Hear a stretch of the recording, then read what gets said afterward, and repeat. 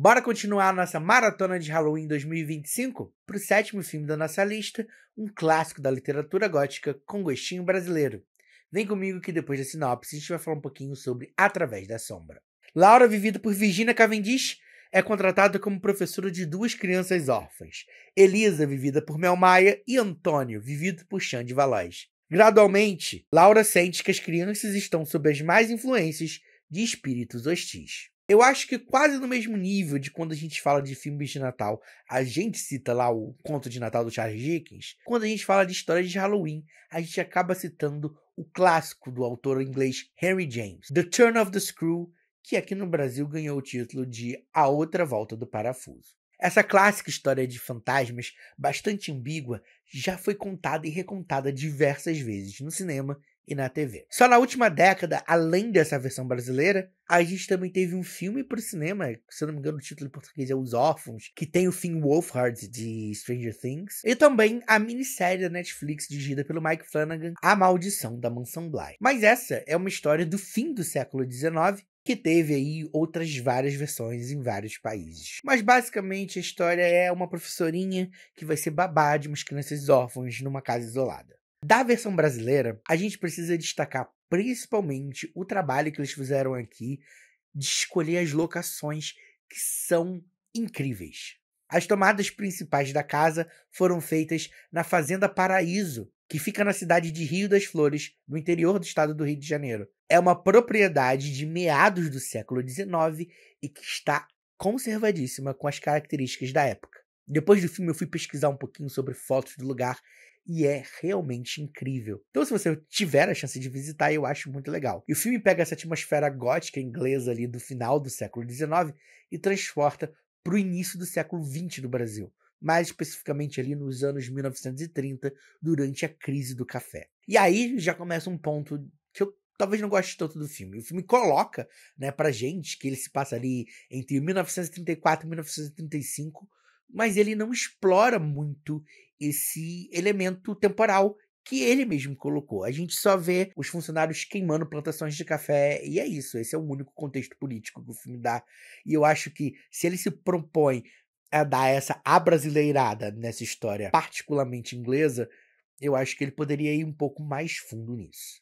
Aliás, outra coisa que talvez me incomode é porque existe também toda uma questão.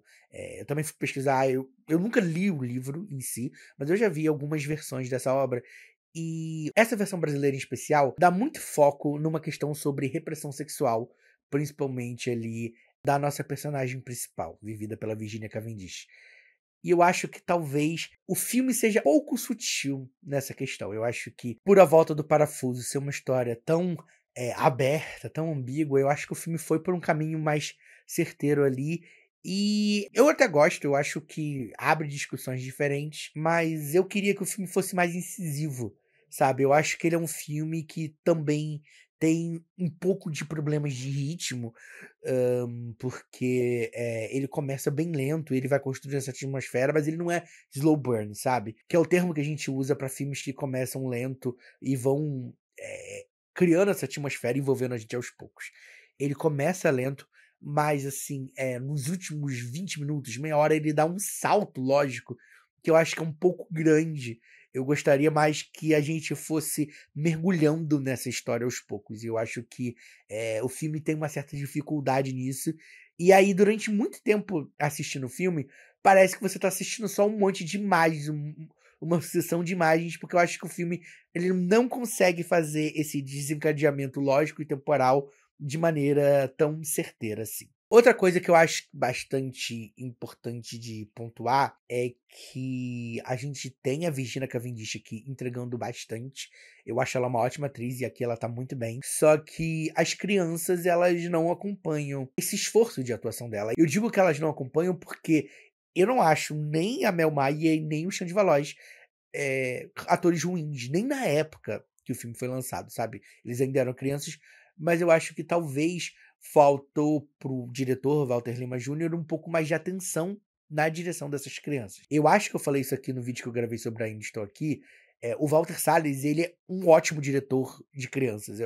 porque dirigir criança é muito diferente de dirigir adulto, porque você tem que dar um pouco mais de atenção, você tem que procurar caminhos lúdicos para fazer a criança entregar aquela emoção, e eu acho que talvez aqui o trabalho tenha sido um pouco plano com as duas crianças. Eu acho que dava para os dois, principalmente pelo que a gente conhece dos trabalhos que eles entregavam na época e que eles entregam agora, dava para eles terem entregado mais. Eu acho que é um ponto a se destacar.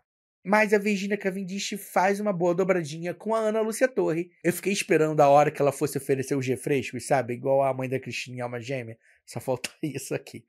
Através da Sombra vale por ser essa nova visão de uma obra internacional. Eu acho que é uma maneira de se olhar pro cinema brasileiro e tipo, recontar histórias com o nosso sabor. Eu acho interessante esse detalhe. E é importante pontuar também que esse é um dos últimos papéis do Domingos Montanher, o ator que veio a falecer aí, sei lá, um ano depois do lançamento desse filme, durante as gravações da novela Velho e Chico. Então é sempre bom ver ele em tela. Se você se interessou por Através da Sombra, dá uma olhadinha no link da descrição para saber onde o filme está disponível. Você já assistiu o filme? Assistiu outras versões? Gosta da história da volta do parafuso? Os comentários estão sempre abertos para a gente discutir um pouco sobre essa obra. Claro, se você chegou até aqui, não esqueça de deixar o seu like, se inscrever no canal e ativar o sininho para não perder nenhuma novidade. Para Através da Sombra, eu dou 3 estrelas. Em algum lugar desse vídeo agora está aparecendo o meu arroba e eu convido você a me seguir em todas as minhas redes sociais. Nelas, a gente pode bater um papo sobre cinema. Você pode me contar qual filme não pode faltar na nossa maratona de Halloween 2025.